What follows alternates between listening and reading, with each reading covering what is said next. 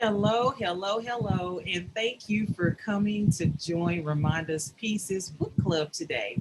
Today, I am so pleased to introduce you to Otis Relaford right here in Kansas City. He has a wonderful book called Rogue Attorney, and I want to be able to introduce you to him and his journey of the things that he's kind of gone through and his many years of working with the public and how that influenced the book that he has here. Give him a warm welcome. Thank you, Mr. Relaford. How are you doing today? I'm doing great. Glad to be here. Wonderful, wonderful. So let's just kind of start out with some of the basics. Why don't you tell us a little bit about who you are and what prompted you to write Rogue Attorney? Okay, I'm a husband. Actually, my wife and I we just celebrated our 40-year anniversary, so happy about that. So I'm a husband. I'm the father of three, grandfather of 10, and we got one great grandchild.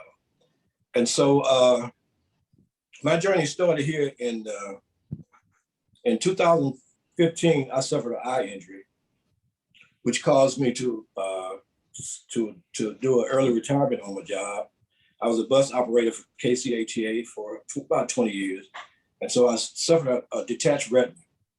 And so after about three eye surgeries, it left me blind in my left eye. And so I had to, they always say when one door closes, another door opens. So I started my writing career then in 2015. And so here we are, 2021. I've got three books under my belt now. And I'm an independent self-published author. Now, what my latest book titled Rogue Attorney here, I wrote this book, and this journey started in 2003.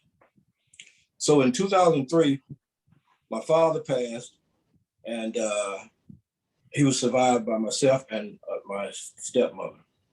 And so I had talked to my father a few days prior to him passing, and he told me that he had a will prepared, but I didn't have a copy of the will. And so at that point, after he passed away, we went to the funeral. This is located in another state, in the state of Arkansas. And so shortly after we had the funeral, I ended up going to the Hempstead County Courthouse probate division, trying to locate the will, get a copy of my father's will. And so when I went to the probate office, the county clerk told me that my father did have a will there on file, but she could not find it. And so at that point, I'm thinking, well, it's not here today, it'll be here tomorrow. If not here tomorrow, it'll be here next month, And so this is back in 2003. So here we are, 2021. And actually, it's like a home run case. And so the attorney, like in some small states, like Arkansas, you can be an attorney and you can hold the office of being a attorney and a judge at the same time. And that kind of sometimes throws a conflict of interest and some of this stuff. So right. That is quite a start to something that sounds like it was a long time coming in terms of being able to work through that and get to a peaceful resolution. It sounds like it took a lot of work and a lot of diligence um, in that process because you also mentioned that you worked for 20 years with the bus company. I bet you dealt a lot with the public. Did you Yes, find in ma'am. any way that working with the public helped you to in your research process with the book and dealing with the situation with your the probate and all of that? Did that find any commonality at all? Well, not really, but as it relates to writing, I really I started writing in I think around 1977. So I enrolled out there at Penn Valley Community College, and for just a short while before I dropped out, of course. And I was a staff writer out there, for a brief period. So I've been writing. Actually, I just never had anything published, but I've been writing since I would say 1976, 1977. I just had not had anything published. And so I was just inspired. I figured I need to tell my story. And this story here, it deals with a lot of fraud, corruption, and you have to do a whole lot of research. And this is a lot of legal work that's involved in this book. And when you're doing that type of work, it's real time consuming, and it's just a real complicated issue. But one of the takeaways with this book is that, even today we hear about entertainers that dies without having a will and whatnot. And so one of the takeaways you get from it, if you do have a will made, make sure you put it in the hands of your loved one. A lot of times you do this to pass a legacy on. My father moved to Hope, Arkansas in, I believe, in the early 80s. And he moved from, that was part of the reverse Southern migration, where some of the people from North was started reverting, moving back to the South. So anyway, my father had about 24 acres of land, timberland, and he had a house built out there. And he was trying to pass down a legacy. He and my grandmother always said that, he and my stepmother always wanted for that land and property to be passed on to myself and, to the kids. Now, I was the only child. My father only had one child, and my stepmother didn't have any kids. And so what happened is my stepmother was, she was on a dying bed, and you had some people to come. They say family do sometimes. So my stepmother's family had kind of conversed on her, trying to get the will changed and do a lot of fraud. So they would just happen to run up on the right attorney who was able to do a whole lot of fraudulent activity. And I believe around 2006, I hired a local civil rights activist here, Alvin Sykes, to kind of, join me into, the criminal side of this case. But, here we are. So in that whole process, at any point in time, did you ever think, man, is this a lot for me to take on? Or was it really about just kind of getting to the bottom of things and making sure that your father's legacy was properly fulfilled, whether it was through the will or just the whole legal side of things? What was your driving force behind making sure that this ended the way it was supposed to? Well, my driving force was the fact that all my life I've been a fighter. I mean, and as a Black man, what else can you be, So I was actually insulted by this particular attorney that the book is based on. And so I figured, what do I have to lose? If you don't fight for what's yours, nobody else is gonna do it. So I put in a whole lot of work, and even up to today, right after this thing happened, I was myself and Alvin Sykes, we approached the city prosecutor, trying to get him to look into the case, And sometimes when you're doing some of these legal aspects, especially if you're out of town, they kind of push you to the side. They don't take things seriously, and you just have to keep on pushing, And one thing that inspired me is just the fact that I know that there's a lot of folks in probably the same position or something a little bit different that need to get their story out and share their story, and that's a part of the healing process also, Yeah, I totally agree. I actually went through a very similar situation in our family when a family member of ours passed. And, there's something about death that can bring out the best and the worst in people sometimes. And unfortunately, it also brings out people who take advantage, like, crooked lawyers, and sometimes even people in the public who manipulate the situation into what they want it to be and how they can benefit from it, as individuals. And it's unfortunate, but it really is a situation that happens quite frequently. As you were going through this process, did you run into other people in your research that had similar situations with that same lawyer? Well, not really. In some of the smaller towns, most people are afraid to speak out. Okay. And even now, my situation involved a pretty nice little piece of money also. Okay. And so a lot of times, especially they'll know that generally you get tired of fighting. Okay. This here started, my journey started in 2003. And generally they know that you're going to get tired of fighting or you're going to run out of money or both. Out of money, right. Because it takes some money to get, to do something, a lot of the stuff I'm doing, do a lot of research. And then another thing, what you got when you're going against a prominent attorney, then that makes it all that much worse. This guy, he has a legacy of, he has a strong legacy of political power also, I would say it like that. And so when you fight that, and so actually, the way I looked at it, I figured I was the right person for the job.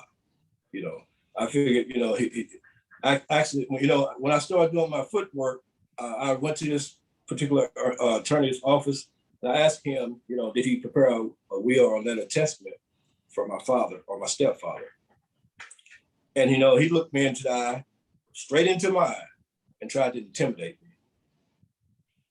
Just by the grace of God, he was the first attorney that I had spoken to in regards to that.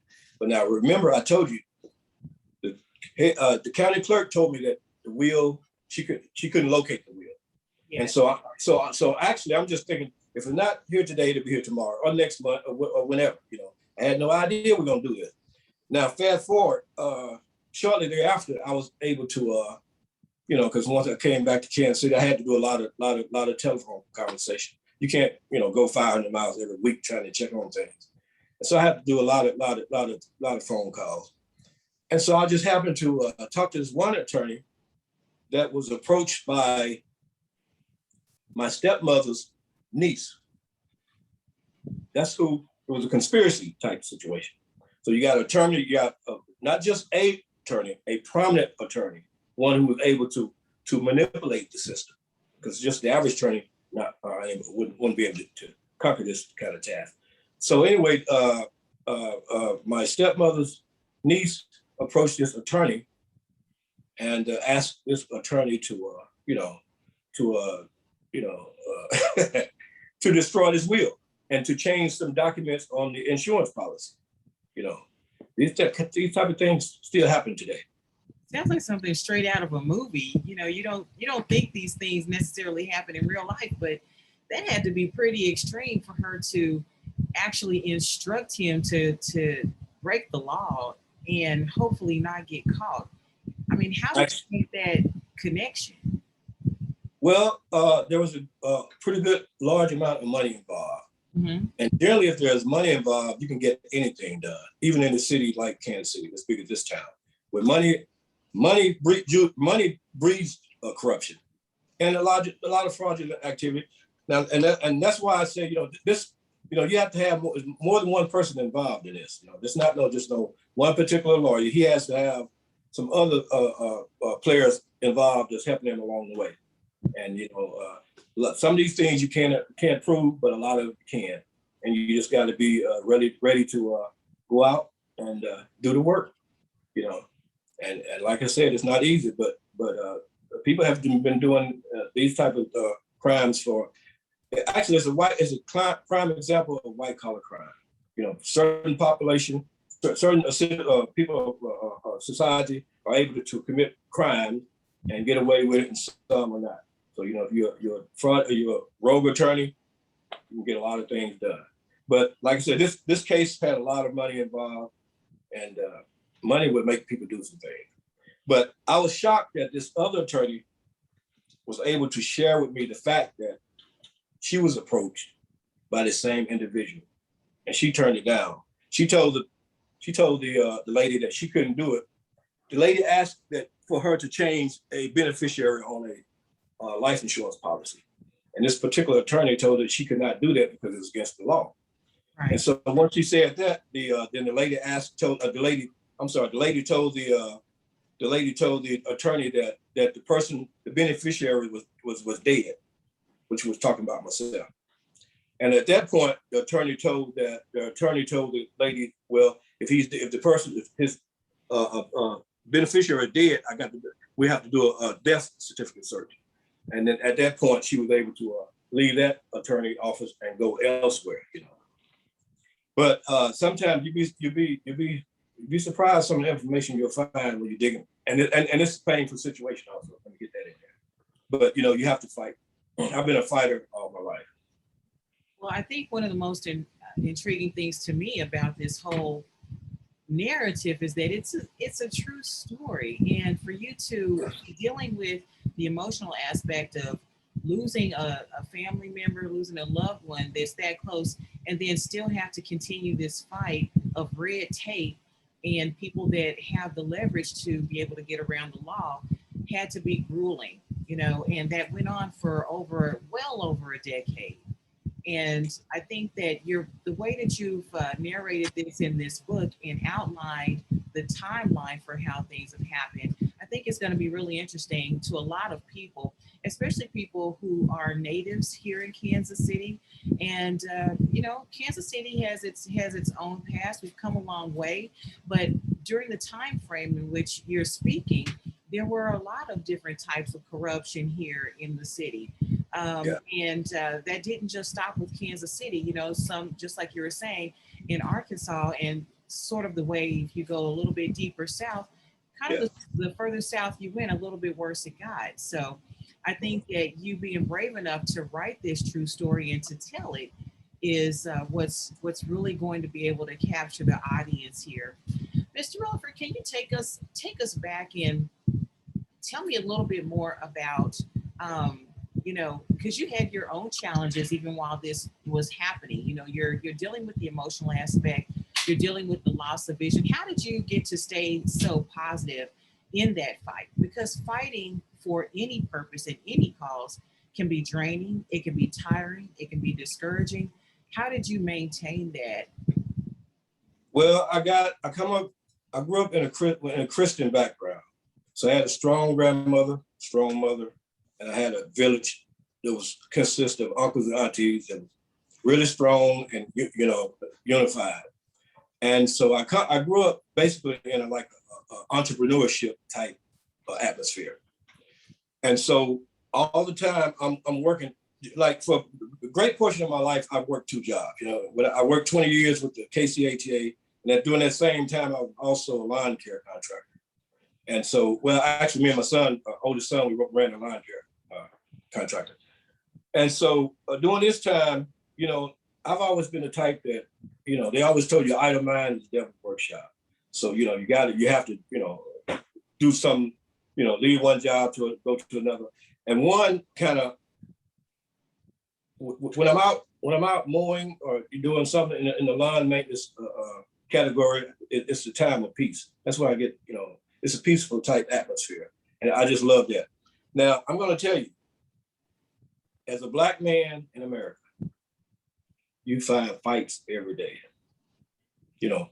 And so you have to develop an attitude where you can get the job done, do what you need, focus on what you know, paying the bills, and also be able to go there and carry your fight. You know, I've had personal battles, even going back to my days. I worked for Kansas City Park and Recreation for about 10 years.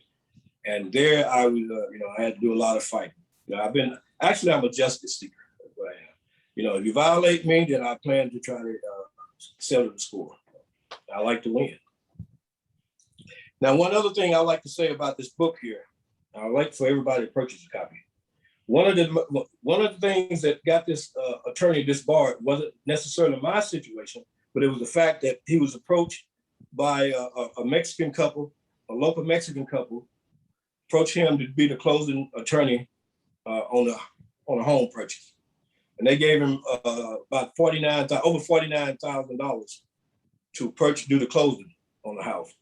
And the attorney, he duped them. You know, he took the money and ran, basically. You know, but anyway, yeah, I can't tell you everything, you know, in the book. But that's one of the things that really got him going. And you know, I'll tell you, one thing about life is if you steal once, you'll do it again. You know, you find a real criminal, when they get caught, generally, it's not just they're going to get caught for maybe what he done to me, but what he done to others. Now, I was smart enough early on to start filing grievances against him, but, and I think maybe like probably about 2 years after, I started this journey, I filed a grievance against him at the Arkansas, I filed an ethics violation, I guess, although it didn't go anywhere, but still, it's just things you have to, things you have to do to continue the battle. And actually, like I said, I'm just happy that the Lord has blessed me to stay on around here long enough to fight this battle. Mr. Relaford, that makes two of us. I'm just blown away, like I said, at the fact that this is a true story, the fact that you maintain the fight and that you're able to see some type of justice served behind this and had enough wherewithal to collect that information to give us this amazing true story. What is there anything else you'd like to add? And definitely tell us where people can get a copy of Rogue Attorney. It's available on AmazonBooks.com. It's also available at Barnes & Noble and Books A Million. All right. Well, there you have it, everybody. This is Mr. Relaford, Otis Relaford, author of Rogue Attorney. As always, if you would like to get a copy of Pieces, you can go to IamRamonda.com. Thank you so much for joining us today, and we will see you next time.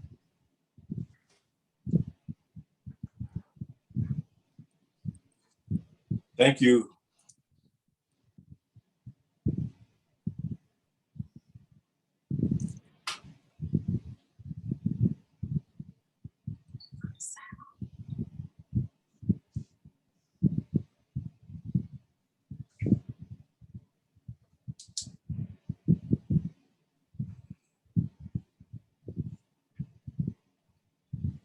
Okay.